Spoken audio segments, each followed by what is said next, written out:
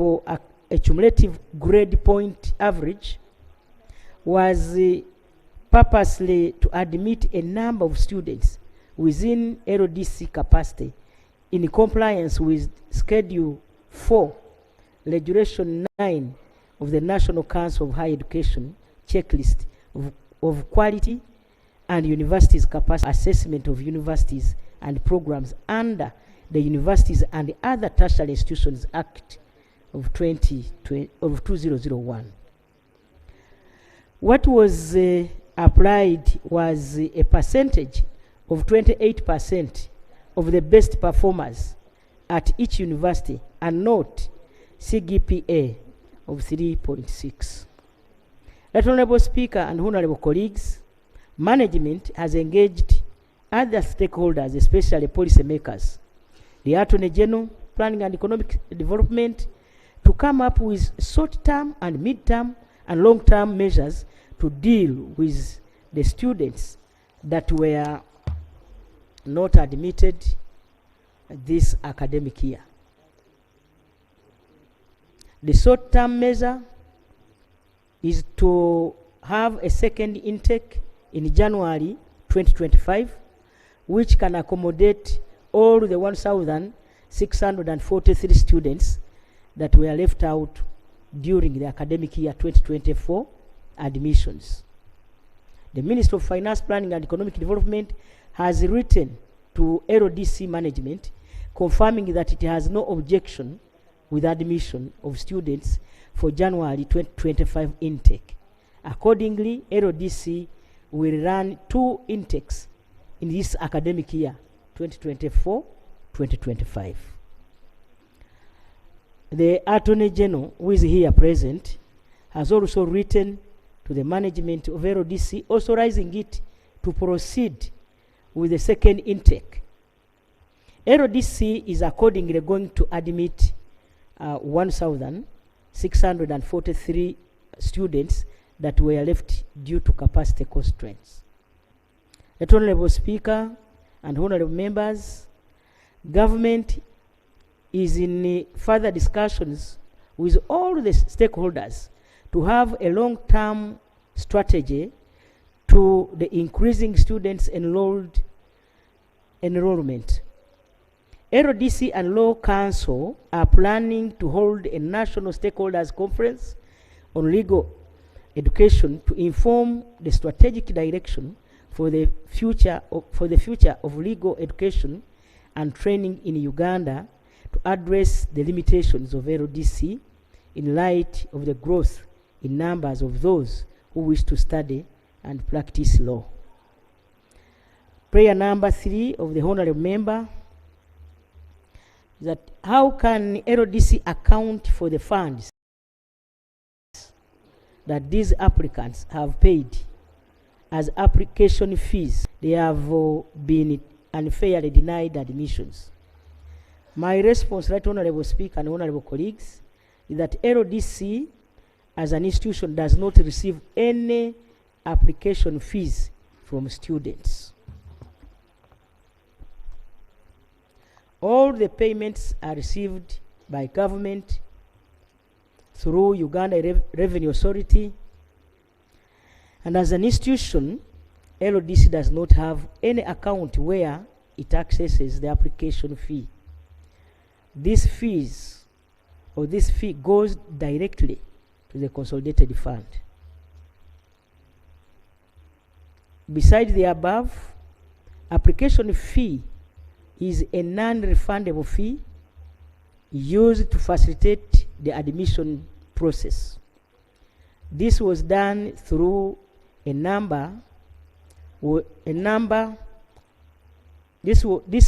was done though a big number was unsuccessful.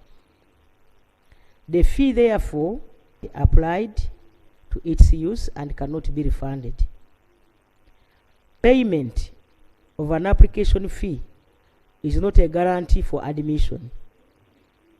Once an application or an applicant is unsuccessful, he or she cannot demand for application fee on account that he or she was never admitted.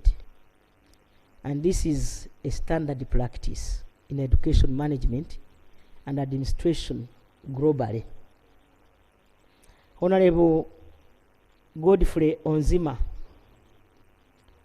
Alinga North, Yumbe District. The Ministry of Water and Environment has been implementing rural water projects under the Integrated Water Management and Development Project.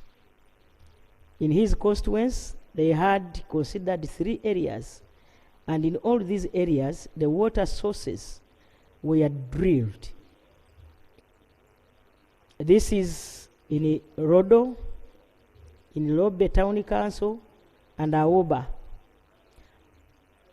That when he went to the district, the information he got from the water department was that the ministry had said that they were only going to work on one water source at Orobe. And yet in Aoba, there is K Seed Secondary School, where there is only one borehole, which the secondary school and the primary school and community share. Also, also at Lodo, there is only one borehole, which is also shared by a health center 3, the community, and K primary school. His prayer: is there any other government program under which these other 2 sources, which were already drilled, can be taken on? Honorable members, the Ministry of Water and Environment is implementing the Integrated Water Management and Development Project across the country.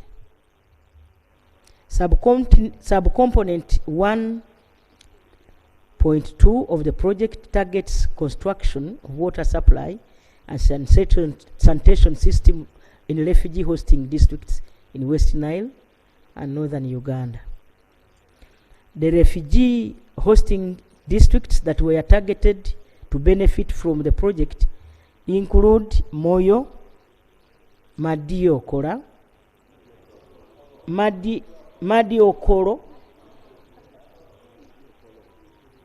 Terego, Yumbe, Ajumani, and Lamu in West Nile, and Kiryandongo district in Midwestern.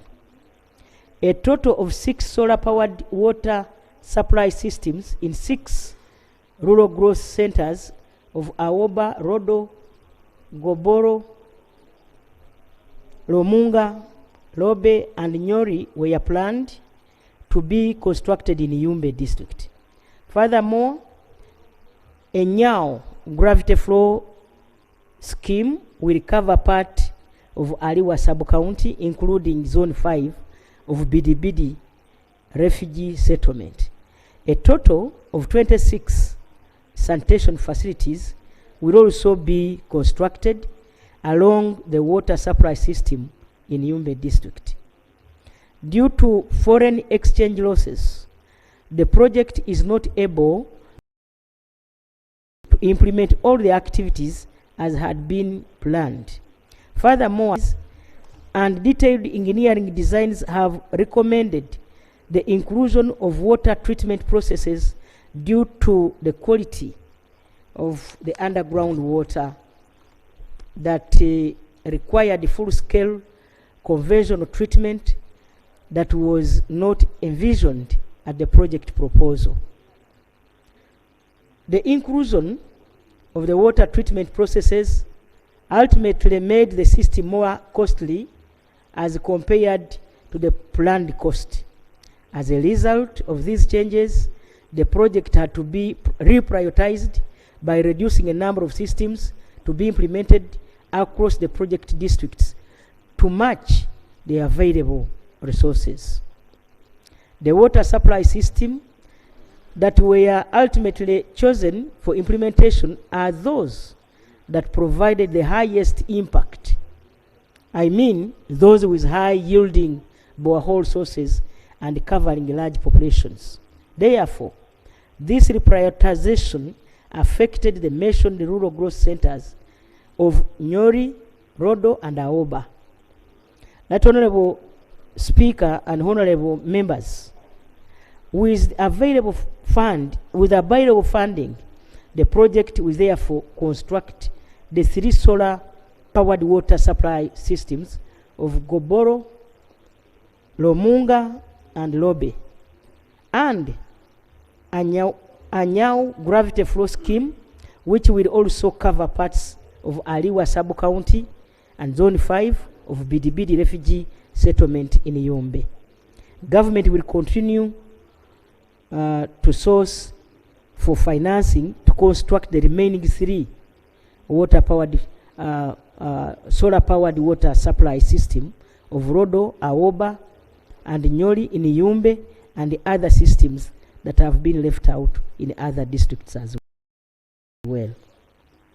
The designs for all the systems have and will be implemented as soon as funds are available. Honorable Byakatonde again. The question is, why are pensioners attached to Mbale Hospital have discrepancies in their pension payments, whereby officers with same seniority, that is title, and duration of service, who retired in different years would be paid a different monthly pension? That Honorable Speaker, my response is that it's a statement of law and facts. The Public Service Pension Scheme is a non-funded pay-go and non-defined benefit pension scheme. The scheme rules are provided under Article 254(1) of the 1995 Constitution, which, for the avoidance of doubt, states that a public officer shall, on retirement, receive such pension as is commensurate with his or her rank, salary, and lengths of service. Article 2542, on the other hand, provides that the pension payable to any person shall be exempt from tax and shall be subject to periodic review to take into account changes in the value of money or currency. The parameters and the formula used to compute pension and gratuity are further provided by Cap 89 and regulations therein, and these are A. Regulation 4 of the pensions regulations, which states, subject to the Act and these regulations, every officer holding a pensionable office in the service of the government who has been in such service in a civil capacity for 10 years or more may be granted on retirement a pension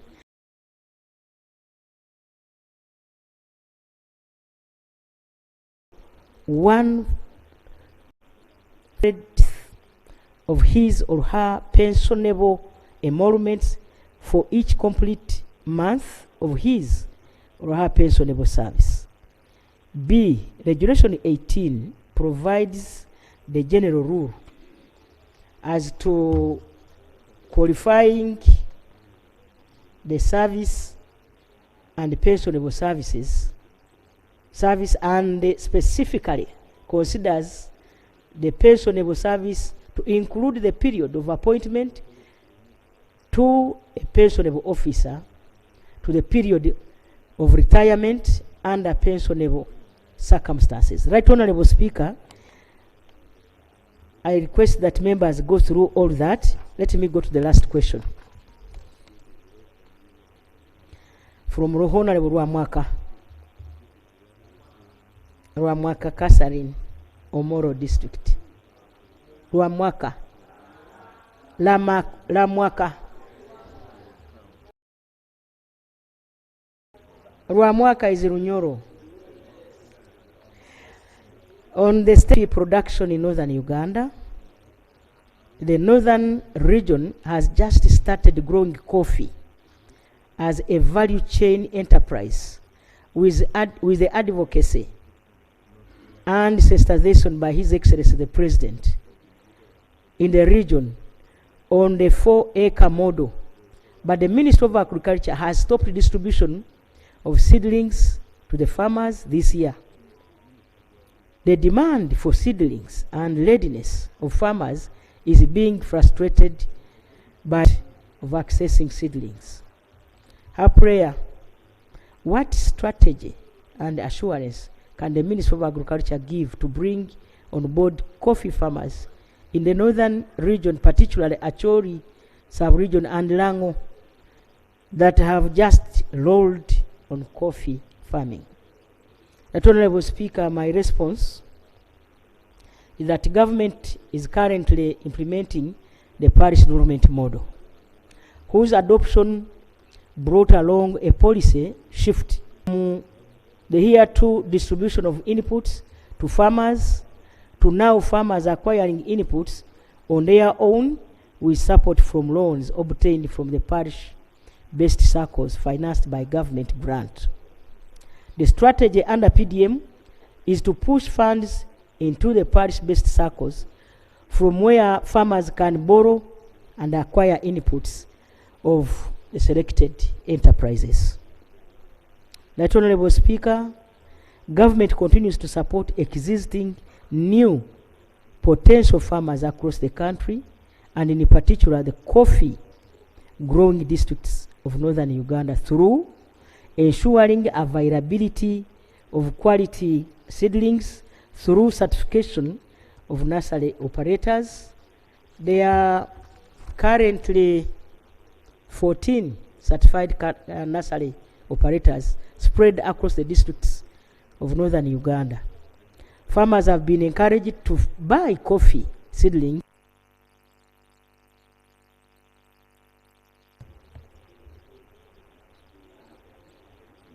Right Honorable Speaker, farmers have been encouraged to buy coffee seedlings from certified nurseries, with the enterprise funds being accessed from PDM.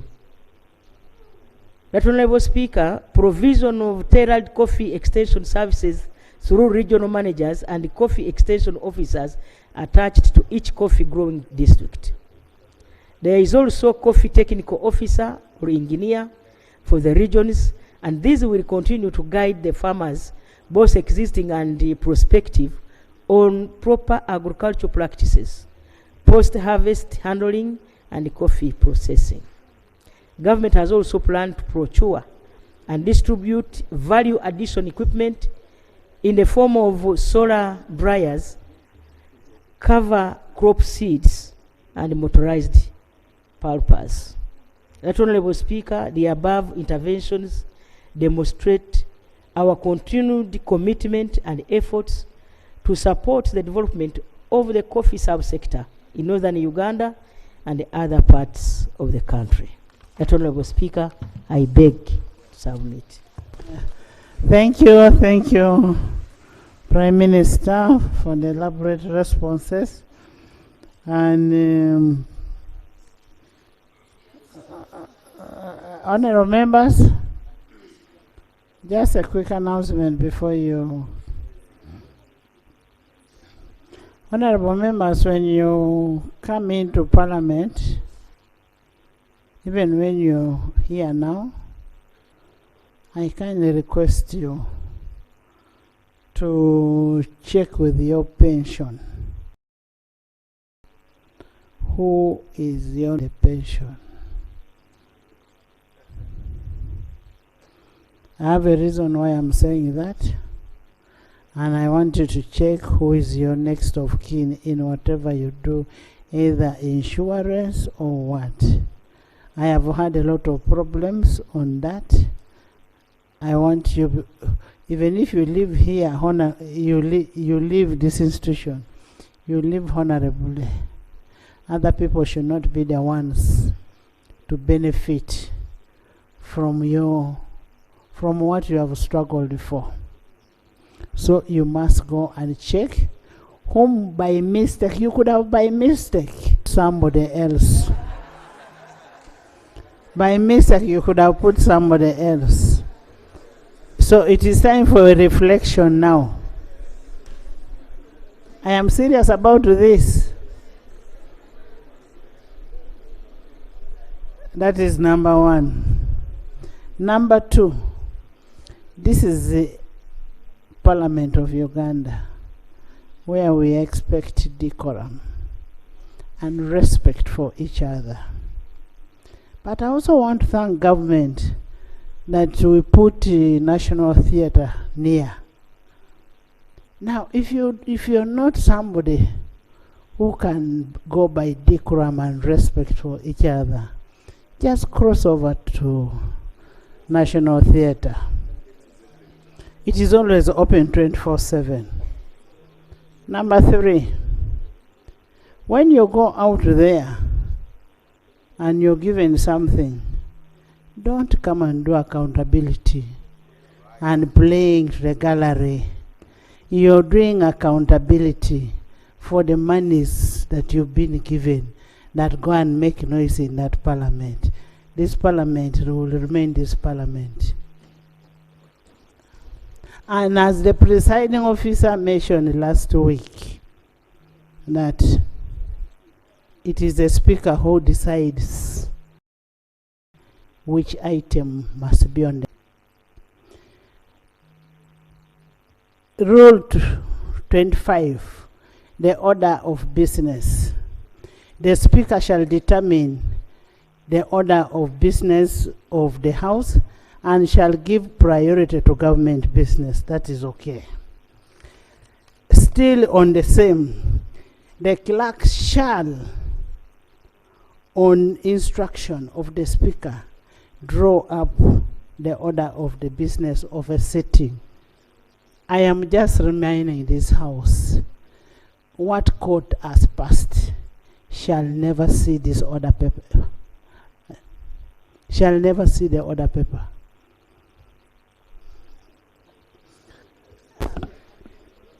Honorable Winifred. Thank you, Right Honorable Speaker. And I want to thank the Prime Minister for the answers she has given. I have two issues, Madam Right Honorable Prime Minister. Honorable members, ask Honorable Minister your questions. Don't bring procedure. Honorable. One relates to the Ministry of Works. There is a lot of extortion on the way bridges in Rukaya and Mbarara by the officers in charge of those way bridges. And the extortion is ordinarily targeted against our traders with medium-sized vehicles.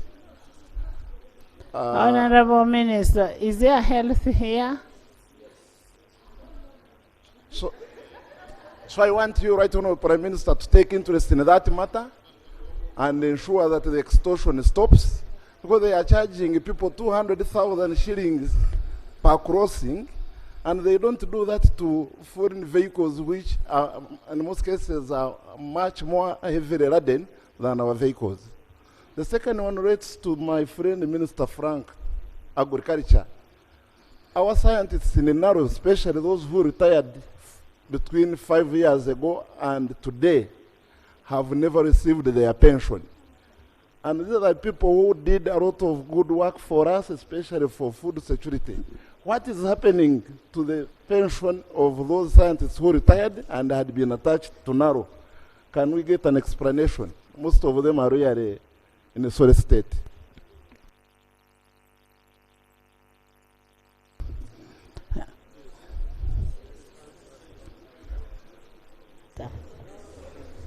Right Honorable Speaker and honorable members, I have taken note of the member's question, and I promise that if there are officers who are extorting our people, they will be prosecuted. We only need evidence. You know how serious these days government is, especially me. We shall handle those thieves squarely.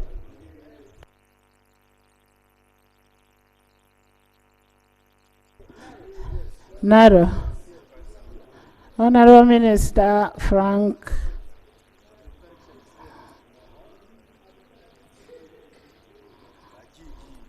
Honorable Speaker, NARO was established by the NAS Act, and so its officers have terms and conditions they serve on.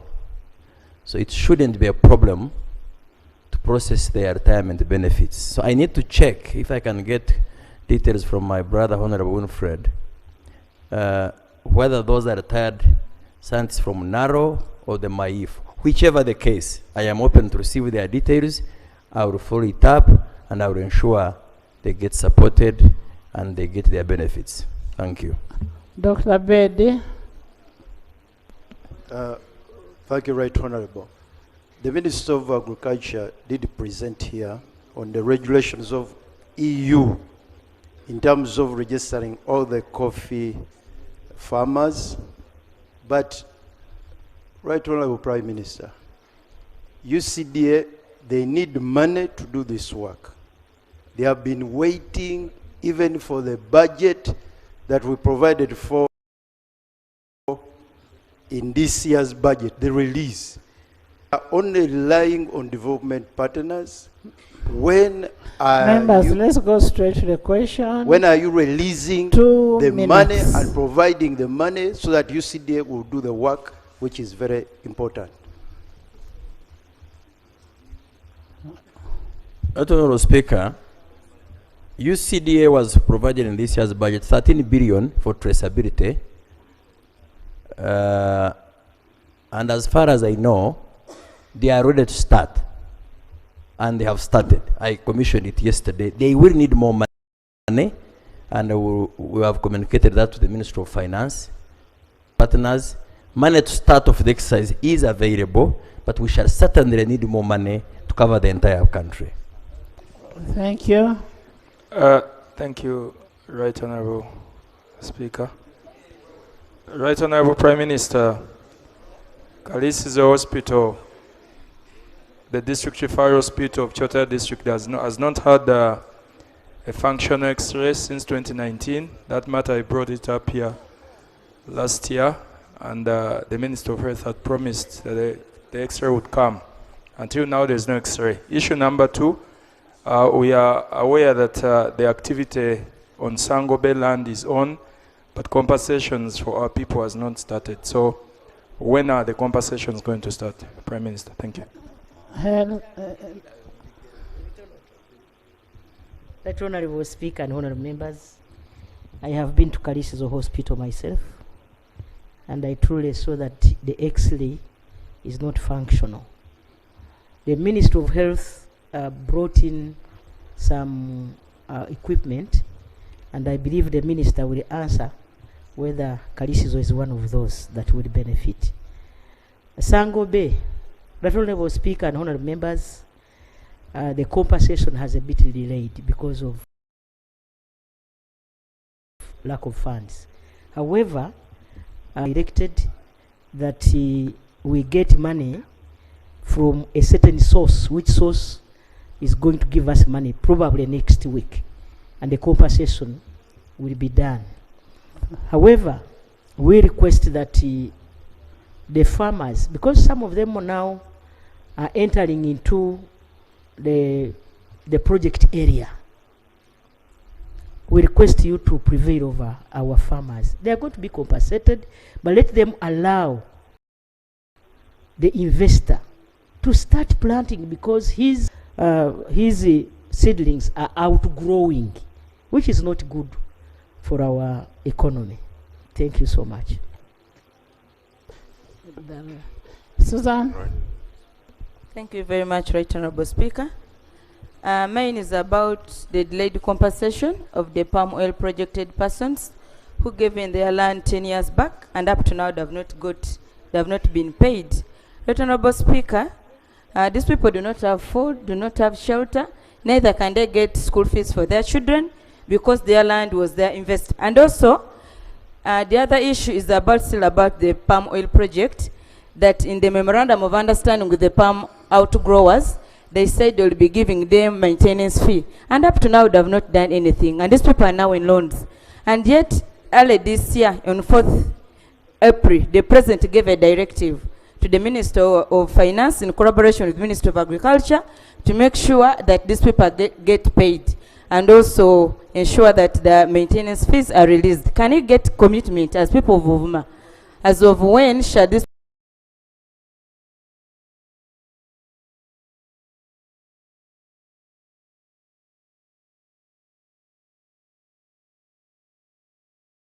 fee be released to the outgrower farmers? Thank you. We need a commitment from government and an update. Yes. And also, they should consider time frame. Yes. Thank you, Right Honorable Speaker. They are related. They are related. That on the expansion of the road Busunju to Hoima, some people gave in their land titles. And for 8 years, the land titles have never been brought back. So we are requesting for when UNRA will return the land titles, if in any case they are still safe. I thank you. Thank you. Right Honorable Speaker, when I was coming to from Chankwanz recently, I was stopped by some of those people. So the answer is UNRA was directed by me before your question to make sure that they give me an update where these land titles are and why our people have not yet been compensated despite them taking their titles. I already got that from the community. And I want to promise that next week I will have an answer for you, Honorable Member.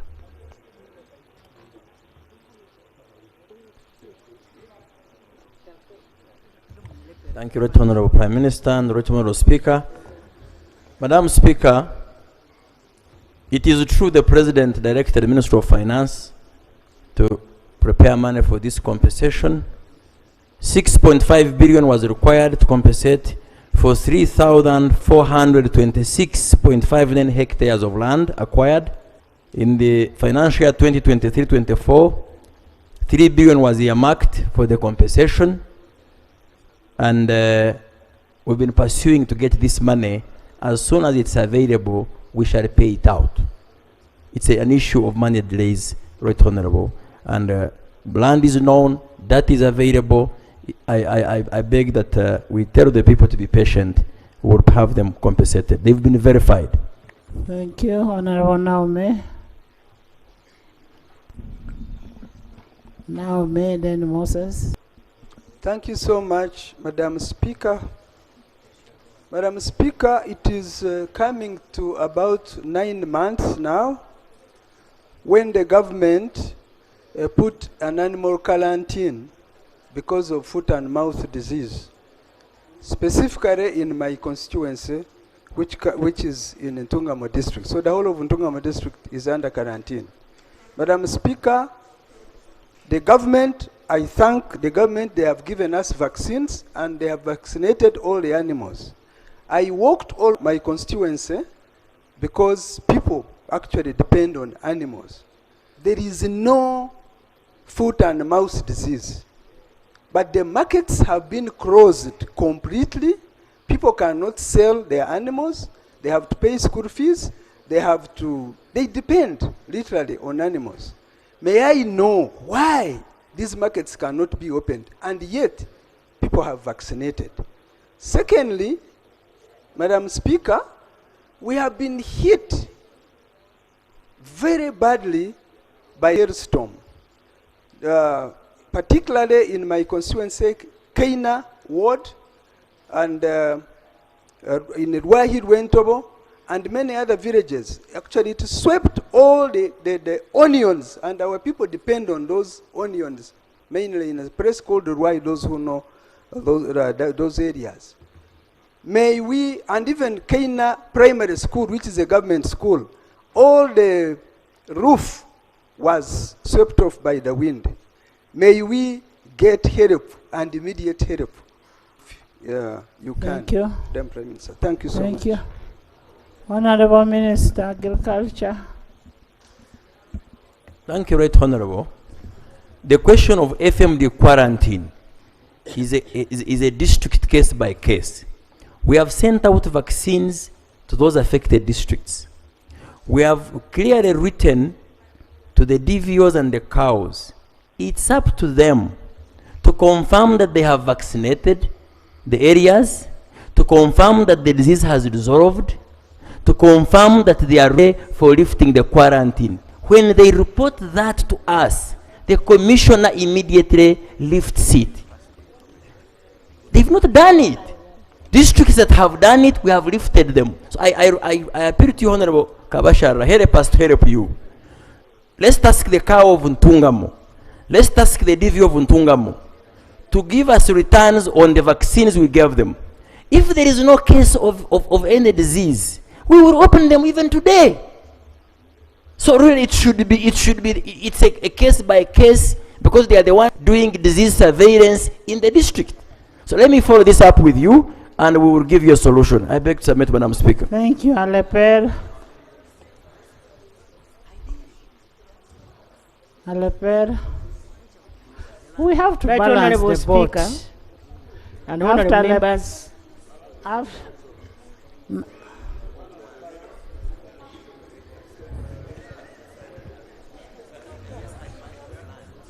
Right Honorable Speaker and honorable members,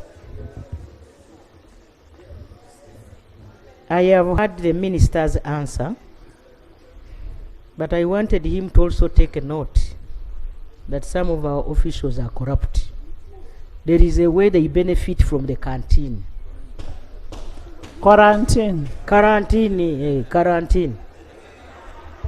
And so I want to direct him to pick up this matter. He goes to Ntungamo, so you can establish whether they are not playing around with our people's incomes. Because I am told that there are those who benefit from this, these restrictions. Prime Minister, I'm also told some parents fail to take children to school because they could not go and sell the cows because of the same thing. So it has an effect. Now, I wanted to request Honorable Kabasharira. I've been to Ntungamo. I think we need to look for a way of you people reaching my office, because there are so many requests, so that we can now have a comprehensive way of handling these disasters. There are those we cannot manage because the money is limited, so that we can see those that are actually in need, other than waiting for questions here. I operate an open door policy. Whichever member of parliament comes to my office, it's only today that I was delegated and I missed the members from West Nile. But it is only that I was delegated by the president. Today we released the census, the 2024 census results. So I was presiding over that function. Madam, I request even other members that your people should not wait you should not wait when they have issues. The chief administrative officer or the district disaster committee gets a letter, because that's what we follow. We send there our technical people and give support to your people. Thank you so much. Thank you.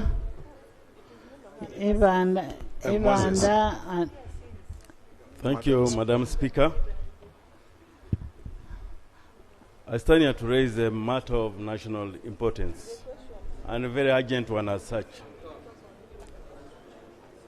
And this concerning the authority by the Minister of Water and Environment, Honorable Cheptoris Sam, authorizing an investor in the names of International University of East Africa to ferry charcoal from Acherere in Nakapripi district to Kampala.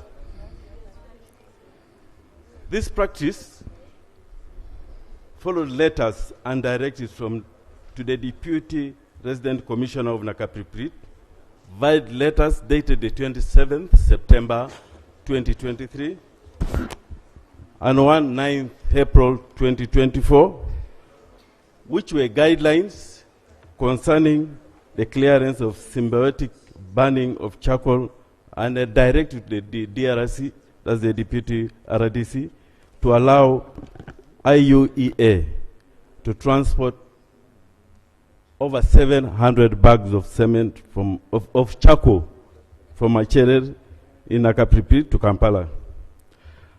However, the resident district commissioner of Nakapripit,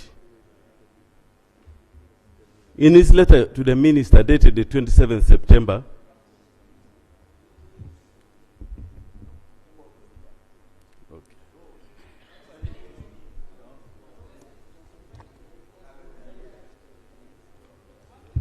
yeah, thank you. However, in his letter by the RDC to the Honorable Minister dated the 27th September 2024, he and his security team observed that the authority has been misconstrued and abused by the said investor, and he has embarked on indiscriminate and mass clearance of land vegetation to carry out commercial charcoal burning under that guise and pretext. Again, as observed by the RDC and the District Security Committee, this conduct clearly breaches and defies the existing laws governing the conservation and management of the environment and the Executive Order number 3 of 2023, issued by His Excellency General Yoweri Kaguta Museveni, President of the Republic of Uganda. This act of massive land clearance will surely deplete the already disadvantaged vegetation in Karamoja or in the area, and will obviously lead to catastrophic consequences from land degradation. And this will be evident with these current climate change challenges confronting the world. My prayers: 1, the minister should come and explain to himself over this matter. And then secondly, I dearly pray that Right Honorable Speaker, you should constitute an ad hoc committee to investigate the matter. And also we find out how the investor acquired this land and was able to carry out this indiscriminate vegetation clearing. I beg to move. And before I go to sit, I want to lay down some of these documents. 1, a letter to the Honorable Minister by the RDC Nakapripit dated the 27th September 2024 with the reference excessive commercial burning of charcoal at Achere village. 2, Honorable Lepe, that is a very important aspect. You'd actually bring it as either a petition, a motion, that would give you sufficient time, or you'd write to the Prime Minister on that aspect so that you get sufficient response to that effect. Because it's a very serious matter. Much obliged, Right Honorable Speaker. So I want you to bring a petition or write to the Prime Minister, who will in turn tell her minister to come to respond to it. If it means going on ground and having that clarified, it will be done.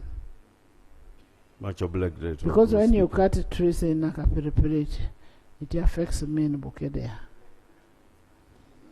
Thank you, Right Honorable Speaker. Thank you.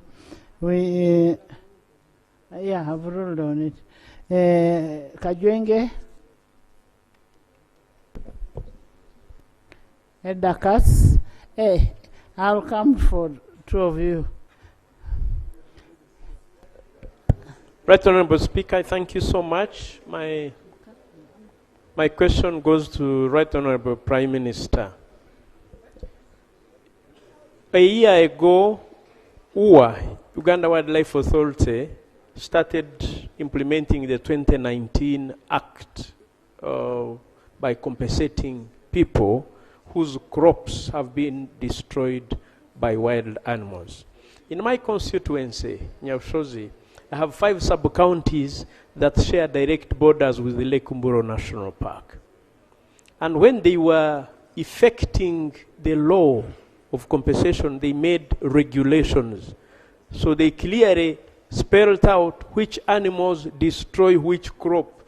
so they can follow to compensate.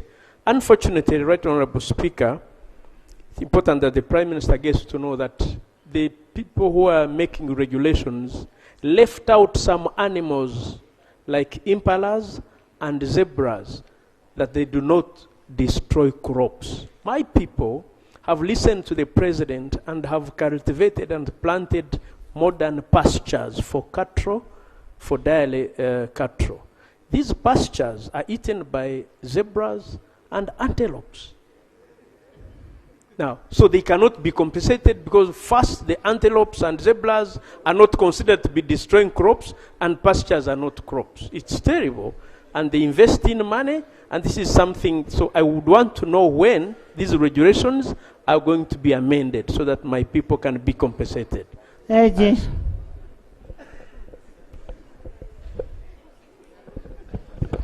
Thank you, Right Honorable Speaker.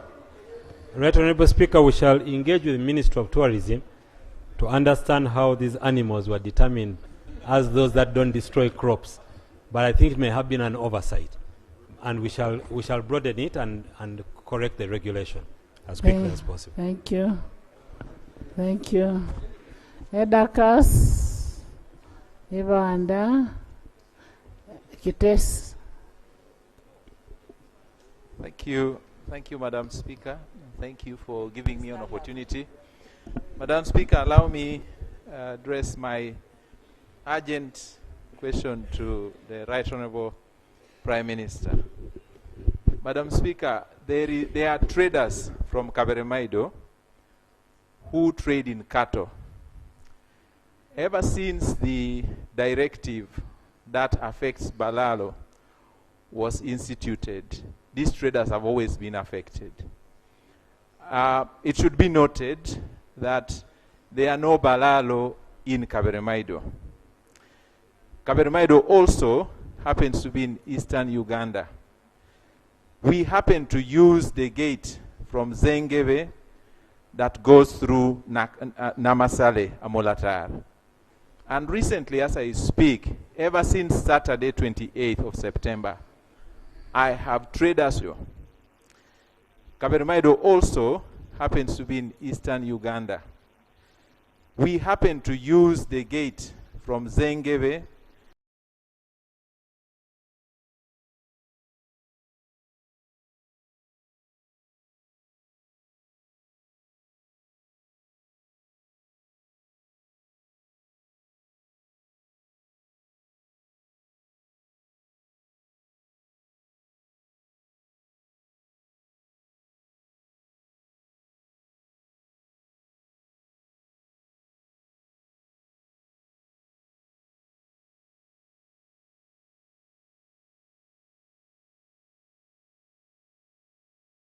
being given is not clear. I am told the one Afande Keith Katunji was the one who gave a verbal order that those people should not be allowed to cross. I have asked if there was a written document to that effect. Up to now, there is no written document. My prayer is that the minister responsible should help, at least in the interim, to allow these Ugandans leave Zengeve and return to Kaberemaido where they come from with their animals. If there be any investigations to be done, those people have the addresses. I have given all the details to my RDC and to the DPC of Nakasongola. I thank you, Madam Speaker. Information. Thank you so much. Agriculture. Right Honorable Speaker, animal movement is governed by law. Anybody moving animals, whether for trade purposes, whether for marriage or customary practices, if you have a permit from where you picked the animals and you have clearance to where you are going, including the northern area, because the northern area is not stopped from trading cattle. The indiscipline, the Bararo nomadism indiscipline, we prescribed how, the executive orders prescribed how we can deal with it. So there is no enforcement officer who should stop anyone moving with a permit Be it a police officer, be it a soldier, they have no right to do that. They have no right. So let me get the details from the Honorable Member of Parliament, and we shall get to know which officer stopped them, and I will report that officer to the Right Honorable Prime Minister for disciplinary action. Thank you.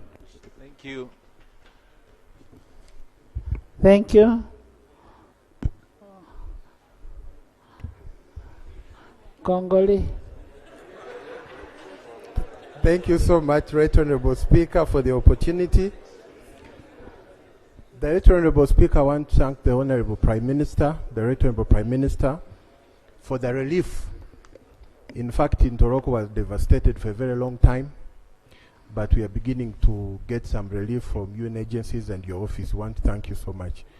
Although relief is not yet enough, and Bunduji also is also facing the same. Leaving that one aside, the Right Honorable Prime Minister, we have this oil road of Karugutu Ntoroko, 56 kilometer, and linked to Websengo, 8 kilometers. This road has been in the program of government since 2016. The Right Honorable Speaker, all other oil roads were constructed,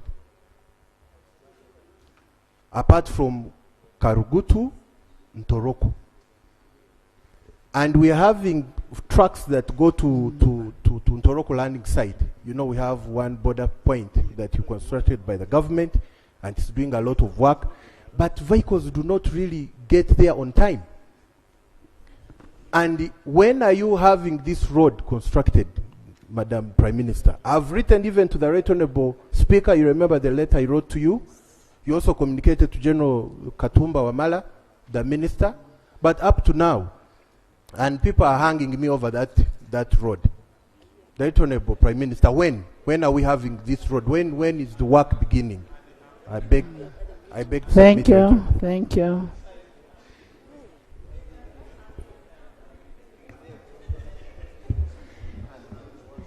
Let me use this opportunity to inform the people of Ntoroko not to hang you. Because Ntoroko Karugutu Road is a priority road. It's only that we are limited by resources. We should have even gone to another level of procurement. I will give you details, since we are always together in the office and everywhere. Yes. No, he's a brother. That's why I've not had an opportunity to speak like this with other colleagues. We are very close, me and him. We shall see what to do and make sure that we involve the Ministry of Works to make sure that that road is given priority. So follow your sister. Thank you so much, Right Honorable Speaker. Right Honorable Speaker, while the Prime Minister was away, she delegated Right Honorable Nakadam. And when I raised the matter of Chitezi, about the people, when are they getting compensated, those who are in the buffer zone, and those whose people are not yet, whose people have not yet been discovered, the 12 bodies still under the garbage, we're informed that we should wait for Right Prime Minister to give us the response. Now, I would request and ask, when are we getting compensation for those people in that tent? And two, can we are you thinking about a monument for those bodies that now seem not to be discovered at this moment? And three, what's the plan for the garbage in the city? Are we having technology in place right now that is going to handle matters of garbage? I thank you. Thank you. Right Honorable Speaker and honorable members, today morning at 8, I had a meeting over the matter. And we have received money from government. We have 233 people who are still in the tent at the campsite. We have 171 homesteads or families, homesteads, who are going to be compensated tomorrow. They are going to be, they are not going to be compensated, especially because we have three categories.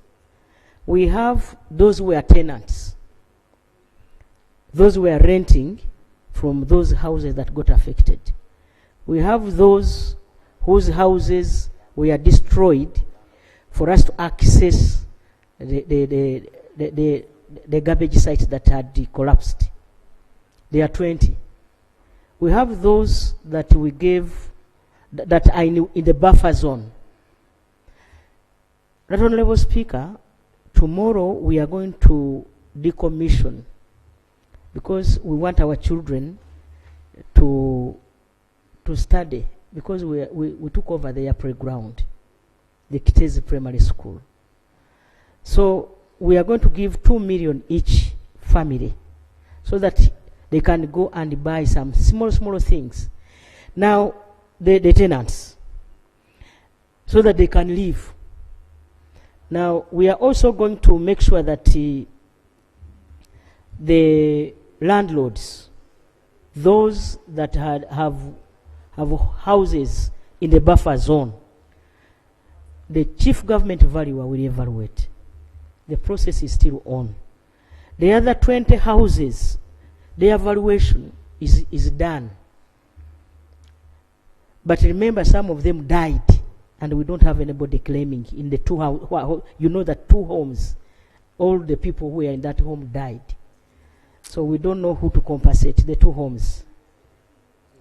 So, members, the government is committed to making sure that our people, those who are now in a tent, can go and have where to rent. That's what I can say. Thank you. Clarification? Thank you, Right Honorable Speaker. The clarification was from Lop, then I can come to you. Myself. This is a very quick follow-up. I'm glad something is coming through from government, because we have been pushing. Each time those people there have been desperate. Before you get excited, Honorable colleague, I am thinking about the 2 million shillings though. Maybe if the Prime Minister could break down and adumbrate what exactly is the 2 million shillings going to do. You see, I began by appreciating because something has come through. But I'm saying 2 million shillings for people that have lost everything is too paltry, it is too little. So I don't know how you came up with a calculation for 2 million shillings. Maybe if we can have a better understanding, because we who keep interacting with these people and their urgent needs and challenges, 2 million shillings is really a paltry sum. Maybe if you could guide us so that they know. So this 2 million, you can, I don't know, pay rent for this, you replace this, I don't know, help us understand how you also came up with the 2 million. Another clarification before you speak, Prime Minister. But remember, we are talking about the tenants, people who are renting, eh? Okay. Thank you, Right Honorable Speaker. Today, I led the delegation of members from the Presidential Affairs Committee to the place. I had a pleasure of meeting with the acting ED, KCCA, and some staff from Prime Minister's office. One of the most disturbing issues that I personally saw, a bit very unfortunate, is that these people have been herded into 3 small tents. These tents are extremely very hot. Actually, they told us, they asked me, Chairperson, kindly go into the oven and stay there for about 5 minutes. Of course, I couldn't. It was very unfortunate. Okay. The women stay alone, men stay in one other tent, and another one is for the mothers. It is so sad, and I thought that maybe even before we do all those issues, can't we at least get just about 230 tents? 230 tents. It's not asking much from government. so that each family at least gets a separate tent. It's a little bit inhuman for the time being. Honorable Chair, that's a good suggestion, but what we are saying, we want to decongest the area. The best is to get money, give them, and they go. Yes, Prime Minister. Right Honorable Speaker, you have answered. Honorable members, it is because of the situation that those people are in the tent. And two, the honorable member's suggestion of giving them other tents. You know, we can easily get cholera in that place. It is over congested. Secondly, they are staying in a school. We want that school and the children who are in that school to have some kind of a place where they can also pray like other schools. So we decided, and I don't know why, but I believe the road mayor was in my meeting, and many other leaders. Even the member of parliament, I can't see him here.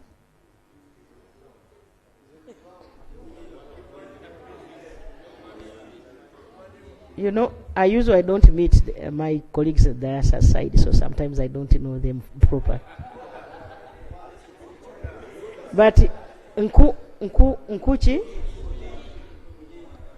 Nkunyinji was also present when we made this decision. In good faith, we are saying let everybody get at least somewhere to rent, to free and decommission that place. In good faith, my brother. You as leader of government, of opposition, you can also make some contribution. People have been contributing. You can also do some contribution. Now, I wanted to conclude. Right Honorable Speaker, the matter we are dealing with is a very serious matter. It's a matter of life and death. People have died. Many are still buried under that garbage. Several people have been to that place. I went together with a couple of leaders, donated items and so on. I'm not sure if the Prime Minister is in order to turn this into a jocular matter, because you are government, and that's why we are tasking you. So for us to say, one, we appreciate the 2 million, but it is too little, please add to it, and she's saying, no, you also go and contribute and add to it. I get the feeling like you are abdicating from your responsibility. That's why you are government. Is she in order, Right Honorable Speaker? Honorable members, when we have a situation like in Kitezi, let's have a giving heart. All of us can give. All of us can give. Actually, Lob, I want to give a contribution myself. I want to give a contribution myself. And Honorable Prime Minister, the question that was originally asked is, how was the 2 million arrived at? And maybe what Honorable Prime Minister is saying, let's first start. Let's start with that. You get it, eh? When we start with that, we continue as we decongest the school.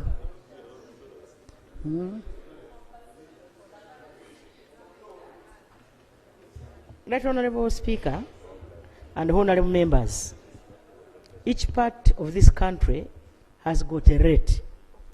We depended on the rates that were provided from the districts of Wakiso. We depended on the rates, the rent rates in that area.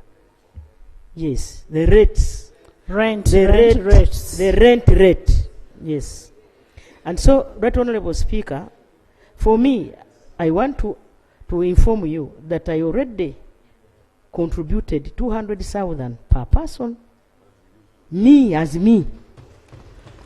You can go and find out I went there, contributed. And many other people have contributed. I said this in good faith, my brother. Okay, members, I also want to tell you that government is coming up with long-term solutions. We are in touch with a number of investors. There are those who want to start urgently and have that place decommissioned. Remember, we also have 4 acres the other side at Kitezi. And we are going to give them to hand over these sites very soon. But the Attorney General is going through yes. Because this is the Prime Minister's question time, I don't have those breakdown, members. When you ask me, I answer the way I know at that particular time. If you want a concrete answer, you write, and then I do everything for you. Okay. And secondly, Right Honorable Speaker, this is not an examination. Honorable, let's decongest the area. Let's decongest the area and have our children study. Let's decongest. In the public gallery, we have children and teachers from Adweny Primary School. That is Serere District. You're most welcome. And that is Kasilo County, where Honorable Elijah Okupa, the longest person in the House, and Honorable Adoa Helen, the Minister of Fisheries, comes from. The floor is yours. Thank you, Right Honorable Speaker, and thank you, Honorable Members of Parliament, for welcoming the pupils and the teachers and some parents from Adweny Primary School in Kadungulu Town Council in Kasilo County. Right Honorable Speaker and colleagues, this was the best school in Kasilo last year in the primary examinations. I hope they will do it again this year. Right Honorable Speaker, allow me also this opportunity to ask some 2 questions to the Prime Minister. Right Honorable Speaker, as I go to escort them out of this place. Right Honorable Prime Minister, I want to thank government for the ferry, the BKK ferry, that we have the 2 to connect Buyende, Obukungu, Kagwara in Kasilo, and Kabremaido. For once, clap for government. Club. Last month, the 2 ships were lowered. But unfortunately, Right Honorable Speaker, because government is owing contractors a lot of money, Terrain Services, that was contracting the dock, has withdrawn because they have not been paid the balance, so they can't complete the work, 2.9 billion. And yet, His Excellency, the President is supposed to go and commission these ferries in November on his tour to the eastern side. Right Honorable Prime Minister, can you use your powers to direct Minister of Finance to release this money such that it's not an embarrassment to government, and that the contractor goes back on site and completes this project properly? And final one, Right Honorable Speaker. Right Honorable Speaker, again, we want to thank government for starting the student loan scheme under the Higher Education Student Financing Board. Right Honorable Speaker, this is a list of the students that had been provided for this loan scheme. But the unfortunate part, Right Honorable Prime Minister, because when we adopted the report of COSASE, because we realized there was unfairness in the distribution, this thing was supposed to be on a quota basis. But it's surprising that, Honorable Prime Minister, there are districts that are being given 65 slots and others are given 1. We don't know where this unfairness is coming from. I can see like Karenga, only 1 person. Kapelebiong 4. You go to Lira, there are 25. You go to Mbarara, is 36. You go to Tugamo, is 75. Wakiso is 75. Amudat 3. Amuria 6. Bulisa 3. Busienyi 39. Busia 58. Buvuma 3. Serere 8. Hoima 21. Last time we said, let us be the last. I have a list here of all these districts. This is unfair because this was supposed to harmonize, to bring equity So, Right Honorable Prime Minister, can you use your powers? Because when you look at this, where the ED comes from, they are 58. Why? And that was the same problem in our Kosasa report. This is very unfair. So, Right Honorable Prime Minister, before they report, please call these people to order and let this thing be equitably distributed in a quarterly basis. The population census has just been released today. You'll get to know the population. Yeah. Even where the Honorable Minister comes from, there are very few. Yeah. So, Right Honorable Prime Minister, we beg you. There is even a student from Kasilo who got 16 in PCM. He's admitted to Mbarara. He applied for law, for engineering. He was left out. So, Right Honorable Prime Minister, we want to request you to take action. Thank you very much. Thank you. In the Kosasa report that was presented by the leader of opposition now, okay, they had only one like this. But even the name of that one was coming from Bukedea was not Kiteso name.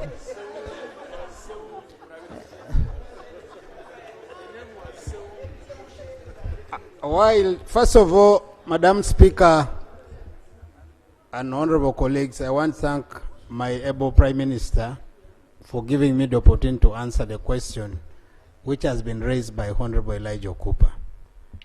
Colleagues, I want to draw your attention that the Higher Students Loan Scheme is always advertised on the national newspapers.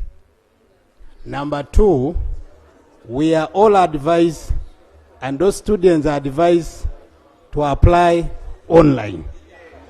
Number three, Madam Speaker, can I be protected?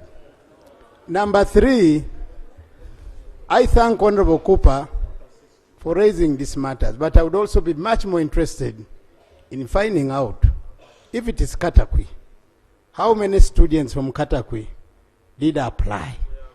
Because if you're saying in Katakwi, 3 got, maybe even if it is 10, if it is 10 and 1 got, then there's a question. But if we are saying Wakiso, 200 or 300 have applied, and 50 or 60 have got, is there a problem with that? So I want to say this, honorable colleagues, the system we're using as a Minister of Education is extremely, very, very good system, and it helps all of us to get the most competent, the most qualified. I know the demand for us to take more is there, and we have always been asking for more money for us to admit and to take more students. I thank you, but as of now, I want to employ Honorable Cooper here. I am available. I can get the list he has. I can cross-check with the Secretariat. Then I can report back to Parliament if need be. I thank you. Honorable Minister, let's work towards helping our country. Equity. We want equity. Let's work towards helping Uganda, helping the president, helping executive, legislature in checking.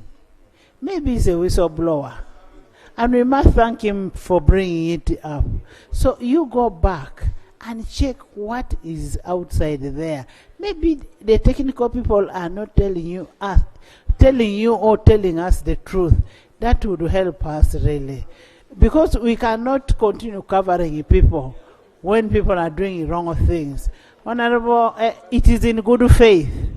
Madam Speaker, I thank you for that candid talk, but I also want to say, like I did allude earlier, that I'll be interested in getting this information from Honorable Cooper. I go back to the ministry so that I can correlate and get back to Parliament with the information he has, if it is true. And I would like, Madam Speaker, to request you that you permit us entirely to come and make a presentation on as far as the subject matter is concerned as the Ministry for Education and Sports. I thank you. I want Honorable Elijah, you to lay that on table. I want a report of COSASE of last year when Honorable Senyo was a chair, also to be looked at, so that it gives you the train and you come with a formed decision. It helps us because you're helping the Prime Minister. Thank you, Right Honourable Speaker. Right Honourable Speaker, I want to request my brother that I bring this in good faith. I'm bring Honourable Seungu, please. Right Honourable Speaker, Honourable Minister, Honourable Peter Gwang, I'm bringing this in good faith.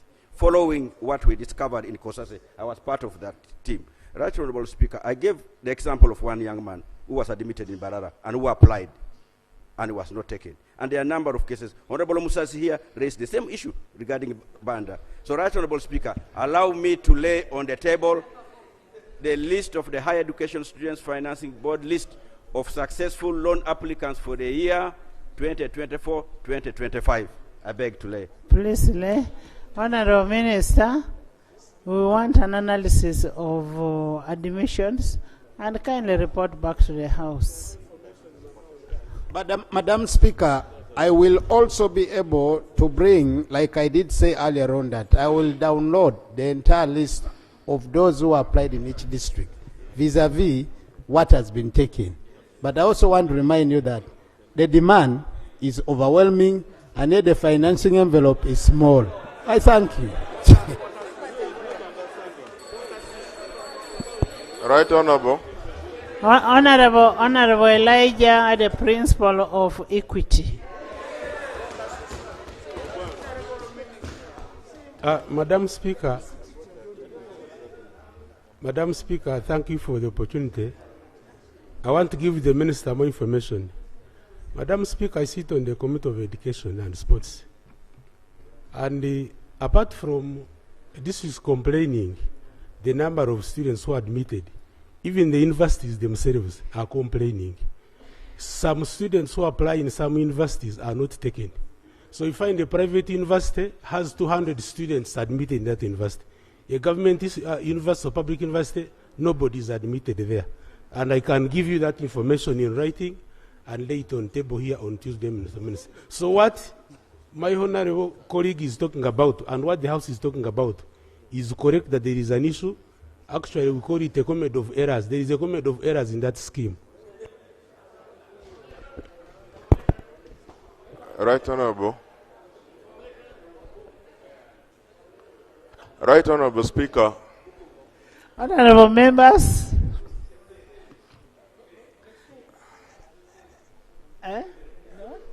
The ferry. Ferry. Right Honourable. The ferry. The ferry. No, Prime Minister has not answered about the ferry. No, let's first have the ferry answer there, then you bring.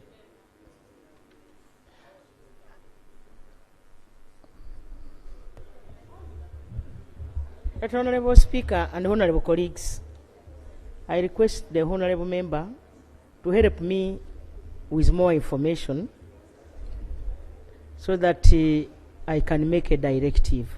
Definitely that ferry or the dock area will be worked on to completion.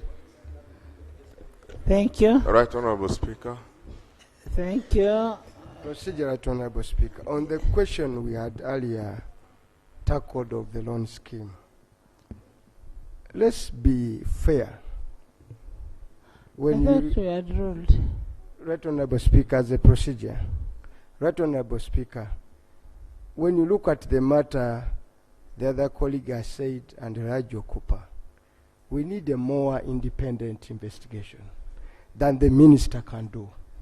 Because when you talk about districts like Ntungamu and blah blah, and we live in Uganda and Isingiro, you know the senior minister in that very minister comes from there. Now, sending a junior minister to investigate that matter is asking for too much.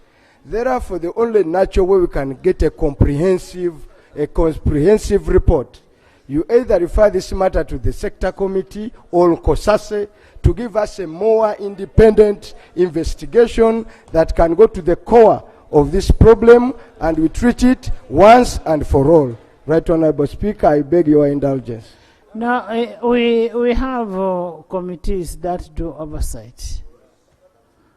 Committee of Education does oversight, and the committee will give us information.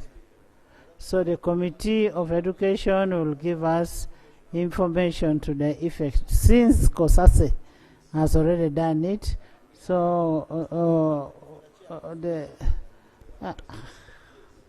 no, I have not given you time. The Committee of Education will handle that aspect and report back to the House. Jennifer? Madam Speaker, I beg for your indulgence, and I think, Madam Speaker, because you are a woman MP of Bukedia, it should not say that the people of Bukedia should not benefit from the services of the government of the Republic of Uganda.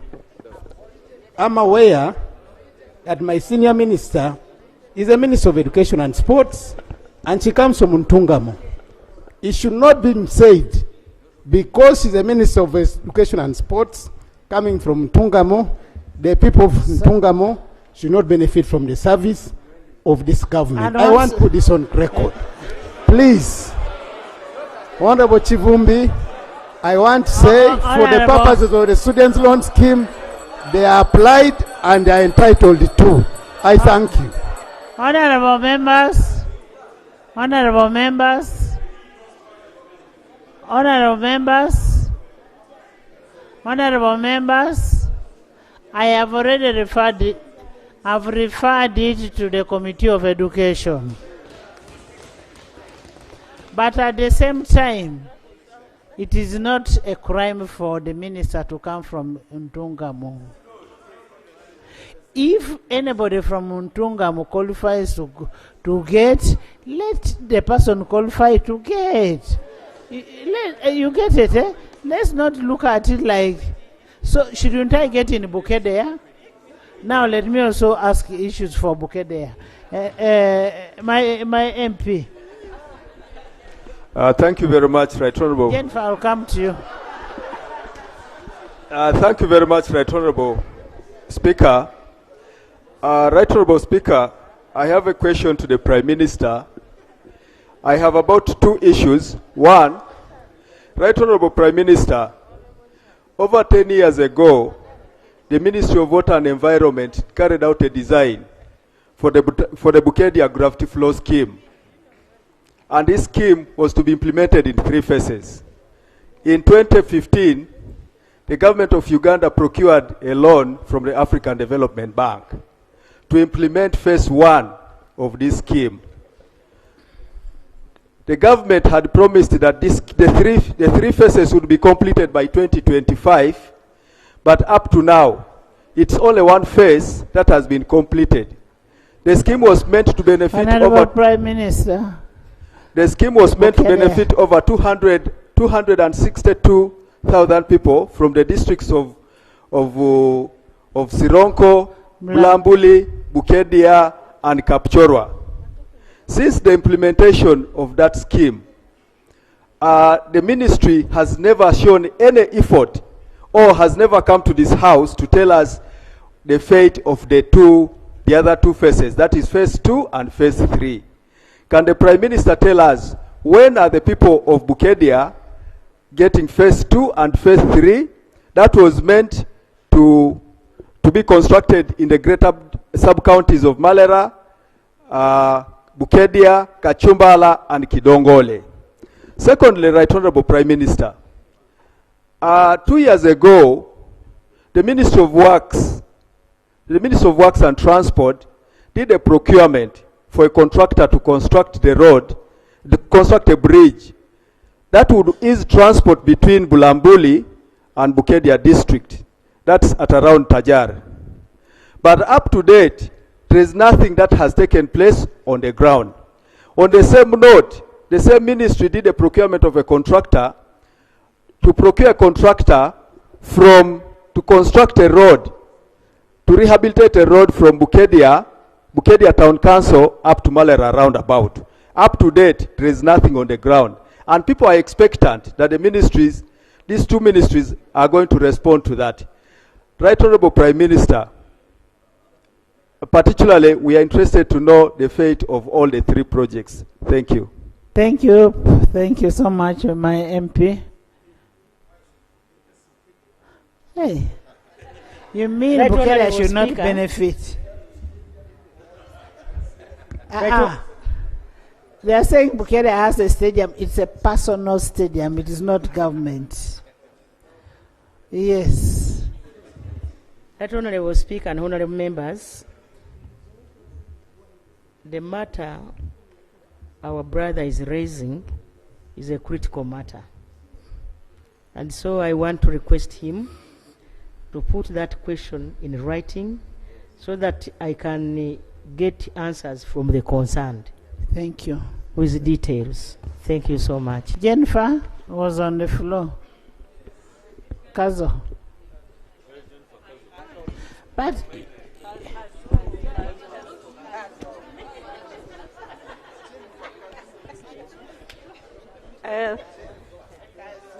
thank you so much, Right Honorable Speaker, for the opportunity.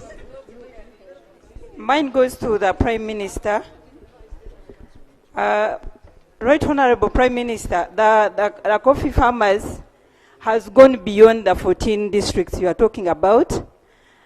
But for that, on that note, we thank the government of NRM that has led even other districts.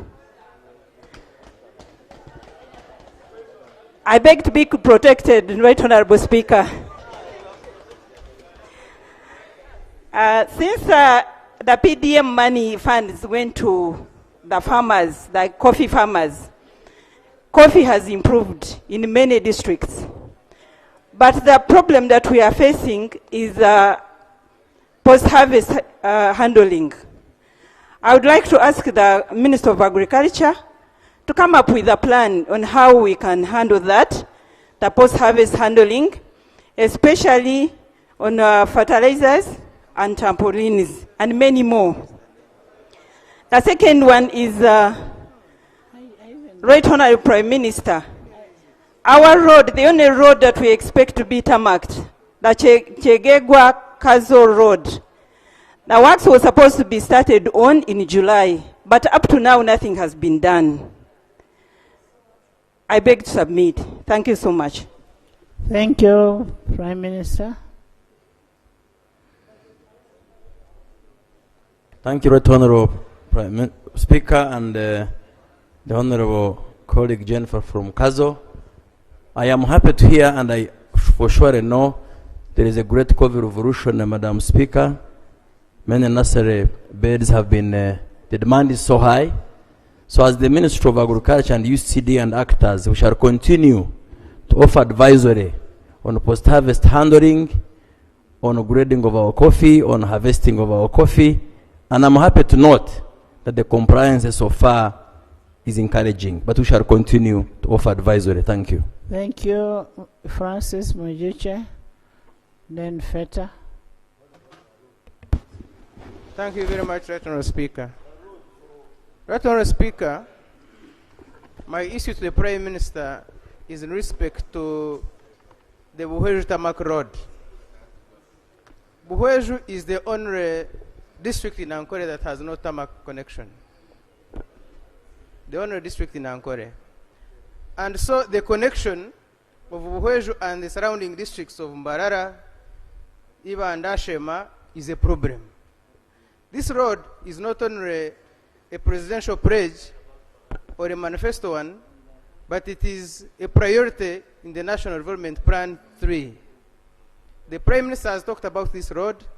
The President has called it a priority road many times, but the road is not taking off. Right Honorable Prime Minister, who is delaying the starting of this road? Who is sabotaging government?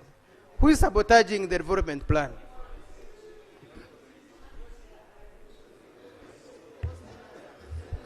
Right Honorable Speaker and honorable members,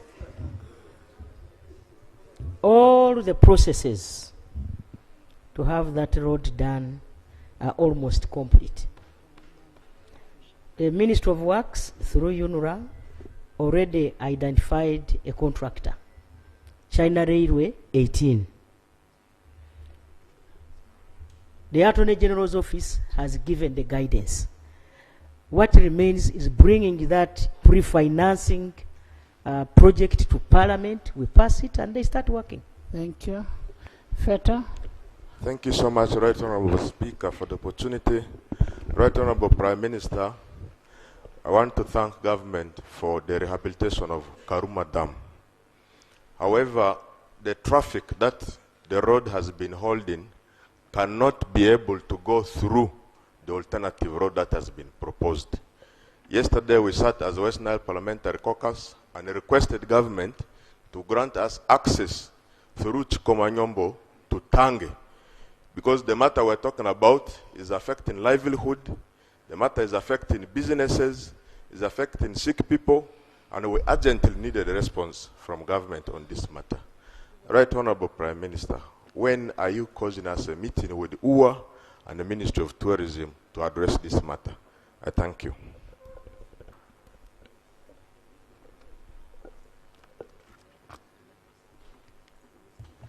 Right Honorable Speaker and Honorable Members, as you are all aware, the old bridge, the Karuma Bridge, was constructed in the early 50s.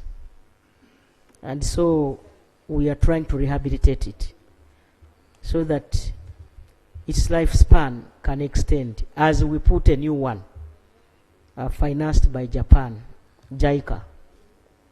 The Honorable Speaker, because of that rehabilitation or repair, government stopped vehicles from using that bridge. And so there are alternative roads. One is through Hoima, Bulisa, Para, up to Pakwach. The other one is through that Maxon Falls. He talked of a very complicated name, Chico.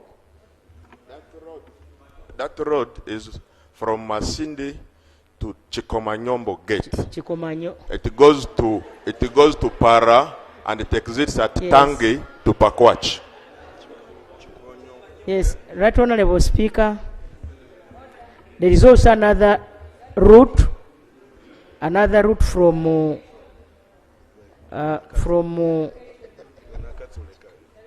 Ruenkunye, that route where we have a ferry, Masindi Port. That Honorable Speaker, we put another ferry on Masindi Port so that we facilitate the big traffic that was almost 3 kilometers inside and the other side. So I want to report that at least there, the vehicles have greatly reduced. Yes, I'm told it is now. Thank you. You will get a chance. That Honorable Speaker, the buses, all the buses that go through Chikuma, that one, don't pay. Even the passengers don't pay. Reason being that the buses take many people. The other issue is, Honorable Speaker, that reserve came into force in 1962. Now, since that time, we have attracted tourists. According to UWA, the many small cars, if allowed to pass, they are more than 300 daily. And that UWA officials cannot give security to people in those small cars, since they are elephants along that route. It is dangerous according to them. And two, they are also saying that the many traffic, the many vehicles, once they go through there, they create a lot of sound, and the animals will run away. And making these animals come back will take us 15 years. And these tourists come to see the animals. Secondly, that they have no control of people throwing out materials, maybe food or anything. They can easily kill the animals. Those are the explanations they gave me, but the president directed me that they bring those explanations to cabinet on Monday. That's why I had caused a meeting with our West Nile members of parliament, but it was not possible. I'm really sorry. I cannot tell you that you can have it tomorrow because maybe, I don't know whether I have the Minister for Tourism around. No. So I request, Right Honourable Speaker. Right Honourable, I wanted to make clarification. We have been passing on this road and paying it dutifully without asking government to grant us access when we had alternative. The records are there. Who should not tell us lies. The vehicles we have been passing with through the park have never been attacked by either an elephant or any other animal. Two, as we pass through the park, there is a regulation of not more than 40 kilometers. If you exceed, you pay. So anybody who exceeds the speed pays. Members here who have exceeded that speed have been able to pay. Three, even the buses that pass move with the passengers. Does who have control over whether those passengers will throw rubbish or not? What about a small vehicle that will be carrying 1 or 2 people? This is an appeal we are making. It's a sensitive matter that has put us leaders from West Nile on pressure. And we are appealing to government to look at our point of view. No, you need to get time and have a meeting with the Prime Minister. Madam As Speaker. leaders of West Nile, get time and have a meeting with the Prime Minister and have that resolved. That should be done next week. Sakol, do you have anything to say?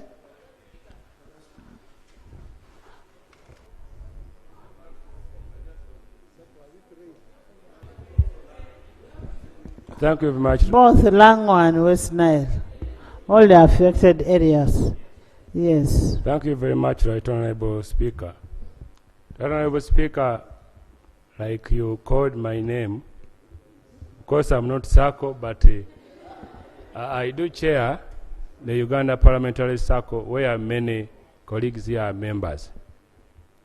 Right Honourable Speaker, some time back, the Uganda Parliamentary Circle purchased land with a plan to prepare a decent place for its members 2 years ago. The UPDF acquired this land compulsorily, deployed on this land and blocked our access. Yes. And the Minister of Finance pledged on this floor that we are supposed to be paid last financial year. This is totaling to 258 acres, valued by the government valuer at 33.5 billion. To date, this money hasn't yet been paid. Every time I've interacted with the Honourable Minister Defence here, he has directed me to finance, and I'm praying that we'll get the response from the Prime Minister, because the Minister of Defence has given me a number of empty promises. So my question is, when are we going to be paid now that this is members' money?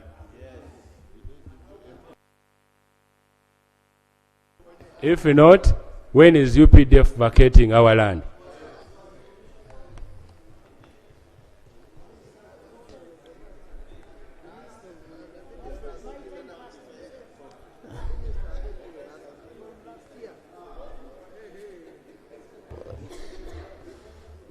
Thank you, Right Honourable Speaker, and thank you, the Prime Minister, for gracing me with this opportunity to respond to a matter that I'm already accused of being empty, giving empty promises.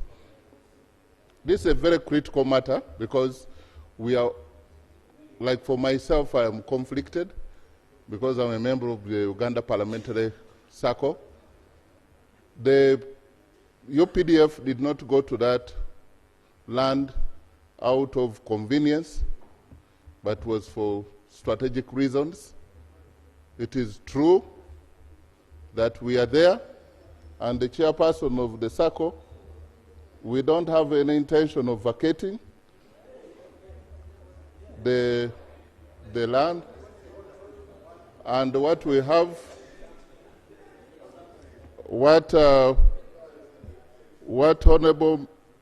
Honorable Robert said is true, that the matter is now at a higher level.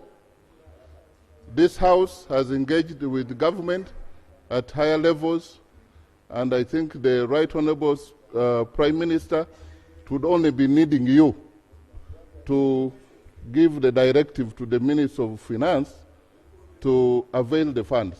But all the processes is done. We are only waiting for your directive, which you are coming to give here now.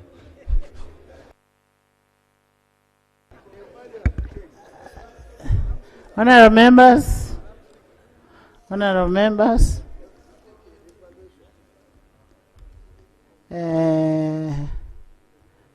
you got the answer?